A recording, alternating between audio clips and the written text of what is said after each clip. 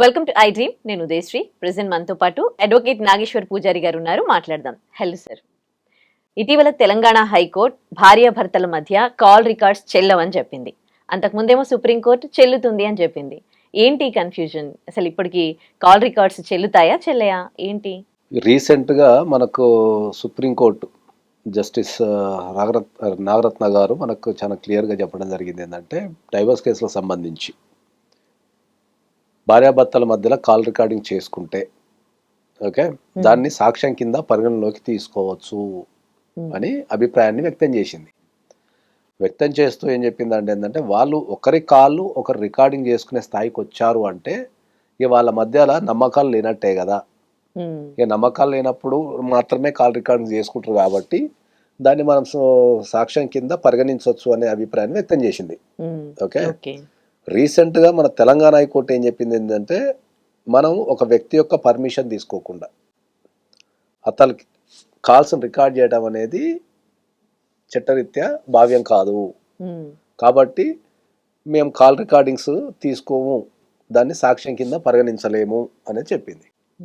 ఇది జనరల్గా ఉన్నది. ఒకటి సుప్రీంకోర్టు జడ్జిమెంట్ ఉంది, ఒకటి తెలంగాణ జడ్జిమెంట్ ఉంది.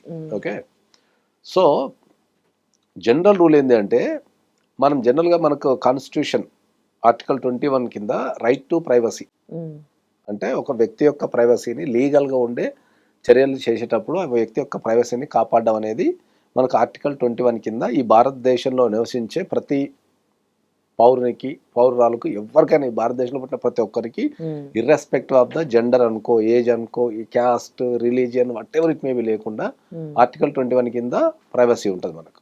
ఓకే, సో ఆర్టికల్ 21 ప్రైవసీ కింద ఏంటంటే మనము కాల్స్ ని రికార్డ్ చేయడానికి లేదు.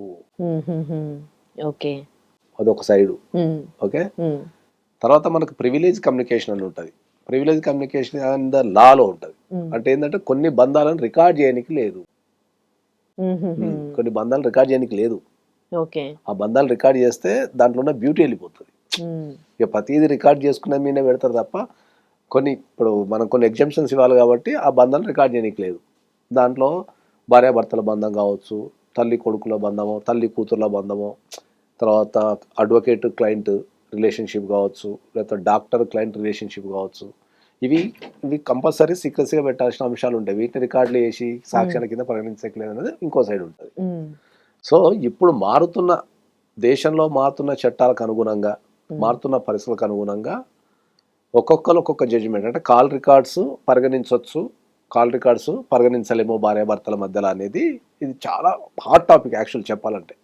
ఎందుకు హాట్ టాపిక్ అంటే ఏంటంటే మ్యాట్రిమోనియల్ ఇష్యూలలో జనరల్గా ఎవిడెన్స్ ఉండదు. అర్థమైందా? ఎవిడెన్స్ అంటే ఇప్పుడు మనం ప్రతిదీ ఒక ఎవిడెన్స్ పెట్టుకొని చెయ్యం. ఓకే, ఏదైనా సరే అది ఒక 4 గోడల మధ్యలో ఒక భార్యాభర్త మధ్యలో కానీ లేకపోతే కుటుంబ సభ్యుల మధ్యలో కానీ జరుగుతుంటది. కుటుంబ సభ్యులకు వచ్చాక ఏమవుతుంది? ఇంట్రెస్టెడ్ పార్టీస్ అంటారు. కుటుంబ సభ్యుల్ని ఇంట్రెస్టెడ్ పార్టీస్ అంటారు. ఇంట్రెస్టెడ్ పార్టీస్ అంటే ఏంటి అంటే ఇప్పుడు ఒక అమ్మాయి ఉంది అనుకో, అమ్మాయి కుటుంబ సభ్యులు అంటే ఎవరి సైడ్ మాట్లాడతారు? అమ్మాయి తప్పు చేసినా ఒప్పు చేసినా అమ్మాయి సైడే మాట్లాడతారు. అబ్బాయి అనుకో, అబ్బాయి తల్లిదండ్రులు అబ్బాయి సైడే మాట్లాడతారు. దాన్ని ఇంట్రెస్టెడ్ పార్టీస్ అంటారు.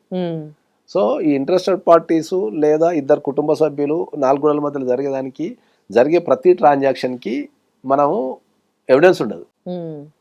సో చాలా మంది ఏం చేస్తున్నారంటే అమ్మ ఎవిడెన్స్ లేదు కదా, ఇవాళ నా భార్య తిట్టింది, ఏం చేయాలి, నేను రికార్డ్ చేయాలి అనే ఒక కొత్త కాన్సెప్ట్కి వచ్చేసింది. అంటే రికార్డ్ అంటే నేను ప్రతిదీ ఒక సాక్ష్యం సృష్టించుకుంటే ఎదుటి వ్యక్తికి చెప్పడానికి చాలా ఈజీ అవుతుంది. ఒకసారి నన్ను తిట్టింది చూడండి సార్, ఎట్లా తిడుతుందో అని చెప్పడానికి ఈజీ అవుతుంది. తిట్టింది ఎవరైనా జనరల్గా నా భార్యను తిట్టింది సార్ అని అనుకో, ప్రూఫ్ ఏంది అంటారు కదా. సో కామన్ వ్యక్తులు ఏం చేస్తారంటే ప్రతిదీ ఇప్పుడున్న సమాజంలో మనకు టెక్నాలజీ అనేది అందుబాటులోకి వచ్చింది కాబట్టి ఎక్కడున్నా సరే ఈ ప్రపంచంలో ఒక విషయాన్ని రికార్డ్ చేసో మనం ఇమీడియట్లీ పంపగలుగుతాం. కాబట్టి రేపు ఒక పోలీస్ కేసులైనా ఇంకేమైనా రేపేమైనా జరిగితే మనకు సాక్ష్యాలు ఉండాలి కదా అని చెప్పేసి రికార్డింగ్ సిస్టమ్ అనేది ఎక్కువ ప్రాసెస్ జరుగుతున్నది. ఓకే, కాబట్టి ఫైనల్ గా ఏంది అంటే ఒక వ్యక్తి అంటే ఒక భార్యాభర్తల మధ్యలో కాల్స్ రికార్డింగ్స్ చెల్తాయా చెల్లవా అనేది రకరకాల ఫ్యాక్టర్స్ మీద ఆధారపడి ఉంటాయి. అవి ఎట్లా సేకరించినాము, ఎప్పుడు సేకరించినాము, ఎందుకు సేకరించినాము, ఆ సేకరించడం వల్ల ఎదుటి వాళ్ళకి ఏమైనా ఇబ్బంది కలిగిందా కలగలేదా, దాన్ని కోర్టులో ప్రవేశపెట్టచ్చా, ప్రవేశపెడితే మనం ఏ విధంగా ప్రవేశపెట్టాలా, 65B సర్టిఫికేట్తో పాటు ఒరిజినల్ డివైస్ ప్రవేశపెట్టాలనా లేకపోతే ఒరిజినల్ కాకుండా ప్రవేశపెట్టాలని ఈ రకరకాల అంశాల మీద ఒక కాల్ రికార్డింగ్ అనేది వ్యాలిడ్ ఆర్ ఇన్వాలిడ్ అనేది ఆధారపడుతుంది తప్ప ఖచ్చితంగా చెప్పాలంటే అది కేస్ టు కేసే ఉంటుంది. ఓకే, ఏ కేసులో కాల్ రికార్డింగ్ వ్యాలిడ్ అవుతుంది, ఏ కేసులో కాల్ రికార్డింగ్ వ్యాలిడ్ కాదు అనేది డిపెండ్ అపాన్ ద కేసే. కాబట్టి మన ఇప్పుడు సుప్రీంకోర్టు చెప్పిన జడ్జిమెంట్ లేకపోతే సుప్రీంకోర్టు చెప్పిన అభిప్రాయం కావచ్చు లేదా తెలంగాణ హైకోర్టు చెప్పిన జడ్జిమెంట్ కావచ్చు, ఈ రెండు మనం తప్ప అనలేము ఎప్పుడు. అందుకని చాలా సందర్భాల్లో ఏం చెప్తా అంటే చట్టం అనేది ఎప్పుడు కూడా law is like amoeba, keep changing అవుతుంటది, పర్సన్ బట్టి దీన్ని బట్టి చేంజింగ్ అవుతుంటది. కాబట్టి చాలా మటుకు అందరూ ఏమనుకుంటారంటే చట్టం ఇట్లనే ఉంటది కాబట్టి ఇదే కరెక్ట్ అనుకుంటాం, అది కరెక్ట్ కాదు. కాబట్టి ఒక చట్టాన్ని మనము లేకపోతే ఒక రూల్ ని చెప్పాలి అంటే ఏంటంటే ఆ కేసులో ఉన్న తీవ్రతను బట్టి చెప్పాలి. అయితే ఇప్పుడు అంటే తెలంగాణ కోర్టు చెప్పింది లేదంటే ఢిల్లీ కోర్టు చెప్పింది కాదు, అంటే సుప్రీం కోర్టు చెప్పింది కాదు. అంటే ఒకవేళ ఇలాంటి మ్యారేజ్ డిస్ప్యూట్స్, పెళ్లిలో ఏమైనా ఇబ్బందులు ఉన్నవాళ్ళు, వివాహ బంధంలో ఇబ్బందులు ఉన్నవాళ్ళు ఇవి ఎవిడెన్స్ గా తీసి పెట్టుకుంటారు కాబట్టి, అంటే తీసి పెట్టుకోవడం బెస్ట్ అంటారా లేకపోతే ఏమంటారు? ఇప్పుడు తీసి పెట్టుకోవటం, ఇప్పుడు మ్యాట్రిమోనియల్ ఇష్యూస్ లో ఉన్న భార్యాభర్తలు ఈ కాల్ రికార్డింగ్స్ ఎవిడెన్స్ తీసి పెట్టుకోవటం బెటర్ అంటారా కాదంటారా అని మీరు అడుగుతారు. నేను ఒక అభిప్రాయం చెప్తా, అయినా కూడా ఎవరు ఆగరు. ఎవరి కాళ్ళు ఖచ్చితంగా వాళ్ళు ఏం చేయాలో అదే చేస్తారు. కాబట్టి వాళ్ళని అది చేసుకునివ్వండి. మన దగ్గరికి ఏమైనా సమస్య వచ్చినప్పుడు అది వ్యాలిడ్ అవుతుంది, ఇన్వాలిడ్ అవుతుంది అని వచ్చేద్దాం. Right, okay, thank you. And for more videos, please subscribe to iDream. Please subscribe to iDream. Please subscribe iDream. And please subscribe to iDream. For more videos, subscribe to iDream. please like, share and subscribe to the channel. Congratulations, iDream. Subscribe to iDream. Subscribe to iDream.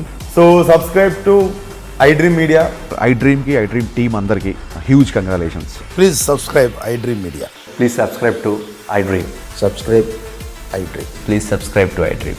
iDream అంటే నా కళల channel subscribe చేసుకున్నారు, నోరు తిరుగుతలేదు, మీరైతే గంట గుర్తు కొట్టండి. For more such videos, please subscribe to iDream. Subscribe to iDream. Please subscribe to iDream. Please subscribe iDream Media. Please do subscribe to iDream. Please subscribe to iDream Media. For best entertainment and information, please subscribe iDream. And don't forget to subscribe to iDream.